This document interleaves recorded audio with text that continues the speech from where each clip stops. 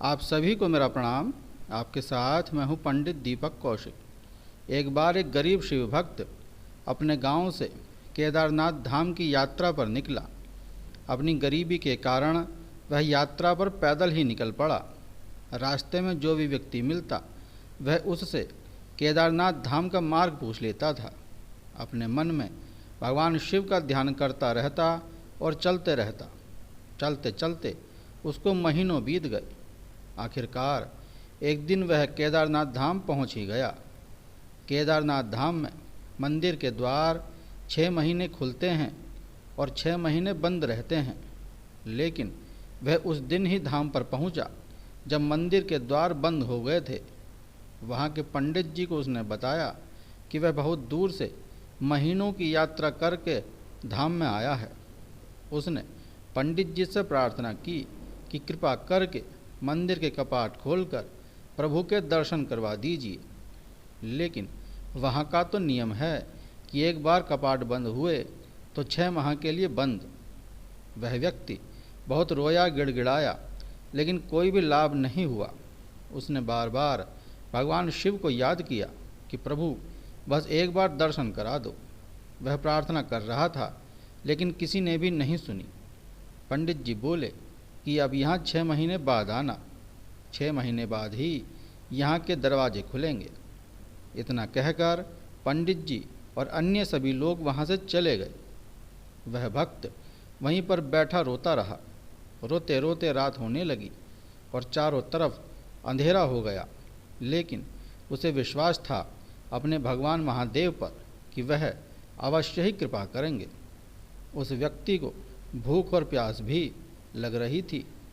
तभी अचानक उसने किसी के आने की आहट सुनी। देखा तो एक सन्यासी बाबा उसकी ओर आ रहे हैं। वह सन्यासी बाबा उसके पास आए और पास में ही बैठ गए।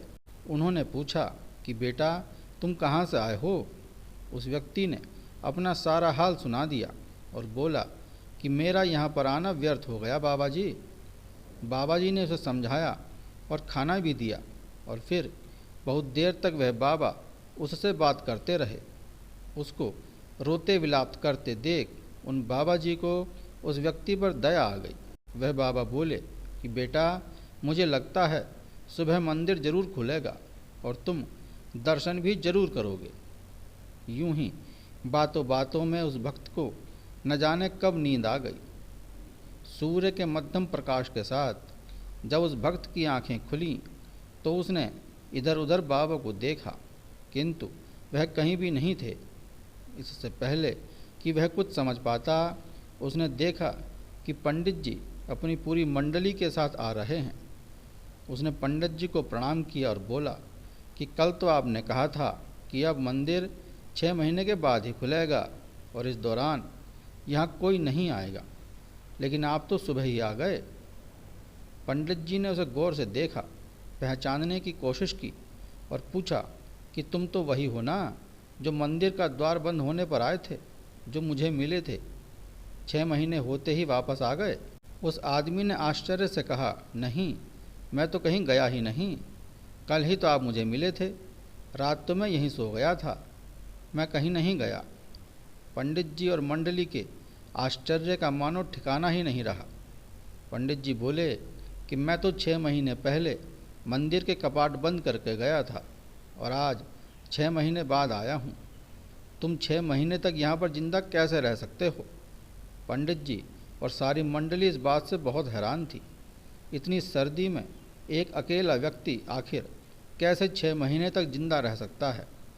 तब उस भक्त ने उनको सन्यासी बाबा के मिलने और उनके साथ की गई सारी बातें बताईं कि एक सन्यासी बाबा आए थे, बहुत लंबे चौड़े थे, बड़ी बड़ी जटाएं थीं, एक हाथ में त्रिशूल और एक हाथ में डमरू लिए मृगशाला पहने हुए थे। इतना सुनकर सभी लोग उस भक्त के चरणों में गिर गए और बोले कि हमने तो अपनी पूरी जिंदगी लगा दी, फिर भी प्रभु के दर्शन नहीं पा सके। सच्चे शिव भक्त तो तुम ही हो। तुमने तो साक्षात महादेव के दर्शन किए हैं। उन्होंने ही अपनी योग माया से तुम्हारे 6 महीने को एक रात में परिवर्तित कर दिया। यह सब कुछ तुम्हारे पवित्र मन तुम्हारी श्रद्धा और विश्वास के कारण ही हुआ है।